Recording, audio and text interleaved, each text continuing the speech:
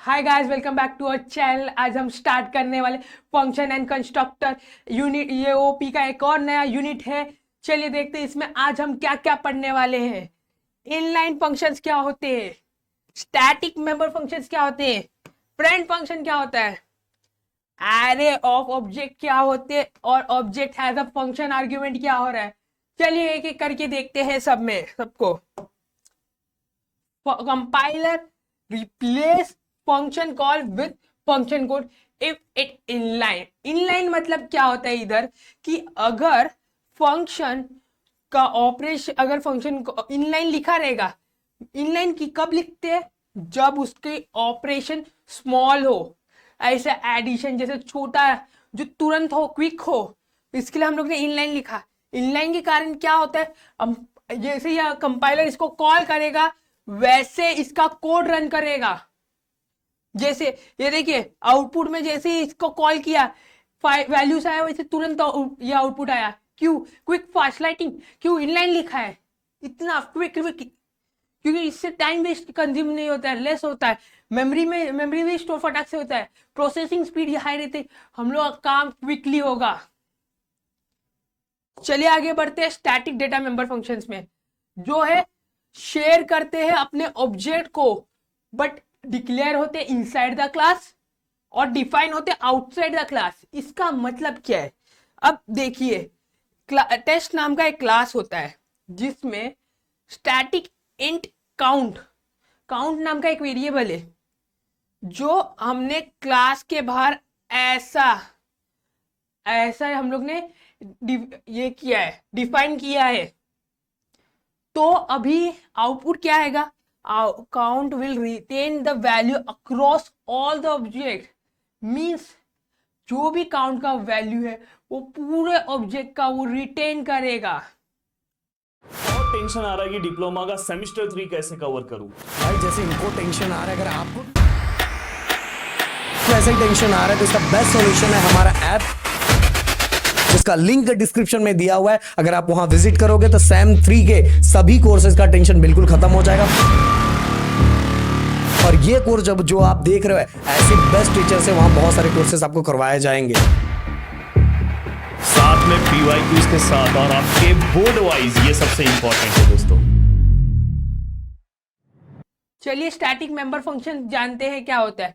Belong to the class not to any object. Means क्या, वो किसी क्लास से बिलोंग करेंगे पर कोई ऑब्जेक्ट से नहीं। कैसे? ये टेस्ट नाम का क्लास है, इधर फंक्शन है स्टैटिक वर्ड शो। तो अब इसको कॉल कैसे करेंगे हम लोग, इसको कॉल करने के लिए टेस्ट स्कोप रिजोल्यूशन जो हम लोग ने पिछले लेक्चर्स में पढ़ा था, फिर बाद में फंक्शन नेम शो, क्योंकि वो स्टैटिक वर्ड में वर्ड शो है। स्टैटिक मतलब क्या, पब्लिक। इधर भी स्टैटिक मतलब क्या, पब्लिक। इधर ये दोनों ग्लोबली है तो इसीलिए इसको किधर से भी एक्सेस कर सकते। हम लोग ने देखा था कि स्कोप रिजोल्यूशन ऑपरेटर क्या काम करता है, वो क्लास के बाहर से एक्सेस करने या कॉल करने का काम कर सकता है। और इधर वही हम दिख रहे हैं डेटा मेंबर और मेंबर फंक्शंस में। friend function, non-member function that can access the private data। मतलब फ्रेंड फंक्शन वो है, फंक्शन है जो हमारा प्राइवेट डेटा एक्सेस कर सकता है। Private protected data, not public data, private protected, क्योंकि वो सिक्योर है। इतने सिक्योर डेटा को खाली एक ही फंक्शन एक्सेस कर पाता है, वो फ्रेंड फंक्शन है। वो कैसे? फ्रेंड कीवर्ड किसी भी फंक्शन के आगे लग गया तो वो एक्सेस कर सकता है।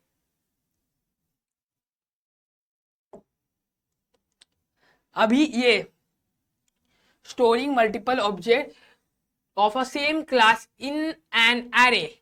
तो इधर क्या होगा, ये देखिए इधर एरे ऑफ ऑब्जेक्ट में ये देखिए A5 S5, जो 5 है वो साइज है उतने बार। Loop can be access 0 S0 roll to S1 role.